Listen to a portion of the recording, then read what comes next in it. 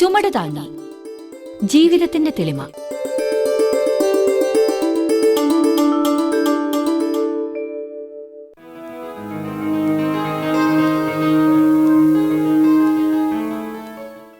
പ്രകാശേട്ടൻ ആളൊരു മിടുക്കം തന്നെ. Baby teacher ക്ലാസ്സിലെ കുട്ടിയെ ശിക്ഷിച്ച പ്രശ്നം പുഷ്പം പോലെയല്ലേ തീർത്തത്? അതിലെൻ്റെ മിടുക്കെന്താണ് കുട്ടപ്പായി? പ്രശ്നത്തിൻ്റെ ന്യായം മാത്രം നോക്കി. പിന്നെ ഫാദറിൻ്റെ ഹെൽപ്പ് നന്നായിട്ടുണ്ടായിരുന്നല്ലോ. ആ ചന്ദ്രൻ ചേട്ടൻ ചങ്ക് പൊട്ടി കരയുമായിരുന്നു പയ്യൻ്റെ നിലവിളി കണ്ടിട്ട്. ഏതച്ഛനാണ് സങ്കടം വരാത്തത്? അത്ര വലിയ മുറിവല്ലേ ആ കുട്ടിക്കുണ്ടായത്? ബേബി ടീച്ചർ അല്ല അങ്ങനെ ഉപദ്രവിച്ചതെന്ന് പ്രകാശേട്ടൻ എങ്ങനെ മനസ്സിലായി? ഞാനും ഫാദറും ബേബി ടീച്ചറുമായി ഡീറ്റെയിലായി സംസാരിച്ചു. അവർ ആദ്യം മുതൽ അവസാനം വരെ ഒരേ നിലപാടിൽ നിന്നു. അവരങ്ങനെ ചെയ്തിട്ടില്ല എന്ന നിലപാടിൽ. ജീവിതത്തിൽ ആദ്യമായിട്ടായിരിക്കും ടീച്ചർ ഒരേ നിലപാടിൽ ഉറച്ചു നിൽക്കുന്നത്. പക്ഷെ ഗംഗാരേട്ടൻ ടീച്ചർക്കെതിരെയാണല്ലോ നിന്നത്. നിനക്ക് ബേബി ചേച്ചിയോടുള്ള അനിഷ്ടം ഇതിൽ തീർക്കല്ലേ കുട്ടപ്പായി. ഗംഗാരേട്ടൻ്റെ നിലപാട് അതെനിക്കും കുറച്ച് സ്ട്രെയിഞ്ചായി തോന്നി. അതിന് 2 കാരണമുണ്ടാവാം. ഒരു കാരണം ഇപ്പോൾ ടീച്ചറോട് ഗംഗാരേട്ടൻ അത്ര രസത്തിലല്ല എന്നുള്ളത്. മറ്റേതെന്താ? നിനക്ക് നല്ല ബുദ്ധിയുണ്ട്. ഒന്നാമത്തേത് നീ ഊഹിച്ചത് തന്നെ. രണ്ടാമത്തേത് ചന്ദ്രനും കുട്ടിയും പറഞ്ഞത് അക്ഷരം പ്രതി വിശ്വസിച്ചതുമാവാം. ഗംഗാരേട്ടന് പൊതുവെ അനുകമ്പ അല്പം കൂടുതലാണല്ലോ. അല്ല, ഒരു സംശയം കൂടി. ചന്ദ്രേട്ടൻ ഒരു കാരണവുമില്ലാതെ ബേബി ടീച്ചറുടെ പേര് പറഞ്ഞത് എന്തിനായിരിക്കണം? സ്വന്തം മകനെ അന്ധമായി വിശ്വസിച്ചു. കാരണം സിമ്പിൾ. പയ്യൻ പെട്ടിരിക്കുന്ന കുടുക്ക് പുള്ളിക്ക് മനസ്സിലായതേയില്ല. ഈ പ്രശ്നത്തിൽ പുറത്തു നിന്നുള്ള ഒരു ഇടപെടലുണ്ടായി എന്ന് പ്രകാശേട്ടൻ എപ്പോഴാണ് തോന്നിയത്? അത് കുട്ടിയുമായും അവൻ്റെ കൂട്ടുകാരുമായും ഒറ്റയ്ക്കൊറ്റയ്ക്ക് സംസാരിച്ചപ്പോൾ. അവർക്ക് തടസ്സം പേടിയായിരുന്നു. അത് മാറിയപ്പോൾ എല്ലാം പറഞ്ഞു. നിഷ്കളങ്കരല്ലേ അവർ? എന്തായാലും പ്രകാശേട്ടനൊരു ഷെർലക് ഹോംസാണ് ഇപ്പോൾ നാട്ടുകാർക്കിടയിൽ. ഞാൻ വാട്സൺ ആവാനുള്ള ശ്രമമാണ്. ആയിക്കോളൂ. നീ കൂടെയുള്ളത് ഒരു ബലമല്ലേ? പക്ഷേ ജനം അംഗീകരിക്കുന്നില്ല.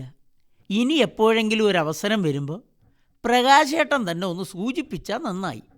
ഹോ, അത് പറയുമ്പോൾ ചെവി കേൾക്കില്ല. ഗാഠഗാഠം വായനയാണ്.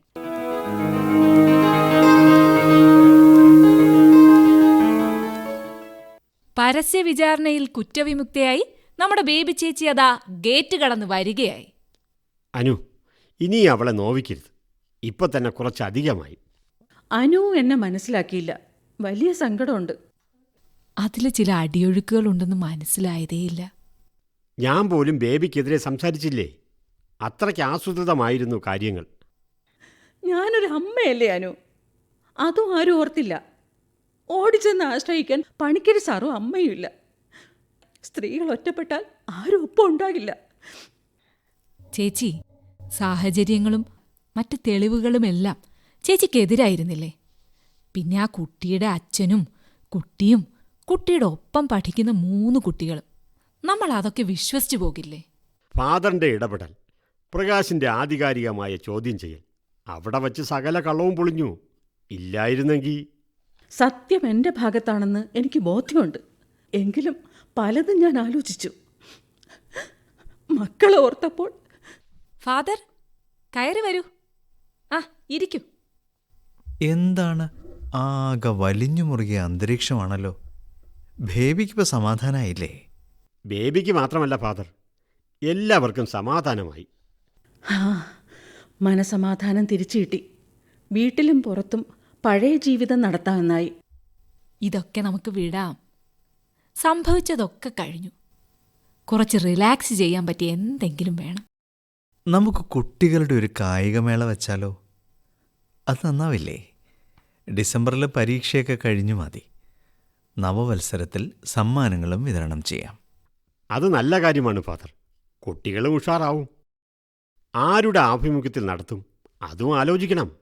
സ്കൂളിൻ്റെ ആഭിമുഖ്യത്തിൽ നടത്താം. ഞാൻ ചുമതലയേക്കാം. ഞാൻ പറയുന്നത് നമുക്കത് വായനശാലയുടെ പേരിൽ നടത്താം. അപ്പോൾ ഈ പഞ്ചായത്തിലെ മുഴുവൻ സ്കൂളുകളെയും പങ്കെടുപ്പിക്കാം. കായിക മത്സരം മാത്രം പോരാ, കലാമത്സരങ്ങളും വേണം. അപ്പോൾ വല്ലാതെ വിപുലമാകും. 3 ദിവസം നീണ്ടു നിൽക്കുന്ന കായിക മത്സരങ്ങൾ. ഓരോ ദിവസവും വൈകിട്ട് ഓരോ കലാപരിപാടി അതാവും നല്ലത്. എന്തു പറയുന്നു? ഇവിടെ വലിയ ആലോചനയാണല്ലോ. മാമ കയറി വരൂ. ஃபாதர் എന്നതാകും എല്ലാവരും ரொம்ப സന്തോഷமாக இருக்காங்க. അതെ, കുറച്ച് സന്തോഷിക്കാൻ ഞങ്ങൾ തീരുമാനിച്ചു. കൗണ്ടറുടെ സഹായം വേണ്ടി വരും കേട്ടോ.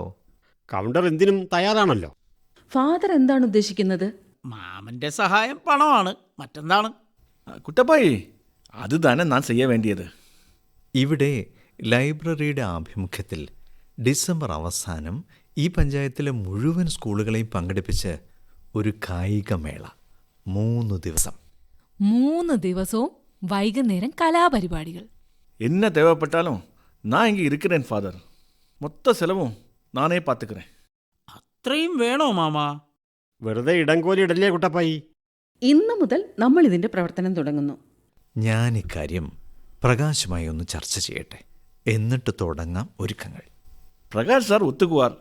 நல்ல தங்கமான மனிதர். டீச்சர் ஆரம்பிங்க, நம்ம ஒன்றாக முன்னேறலாம்.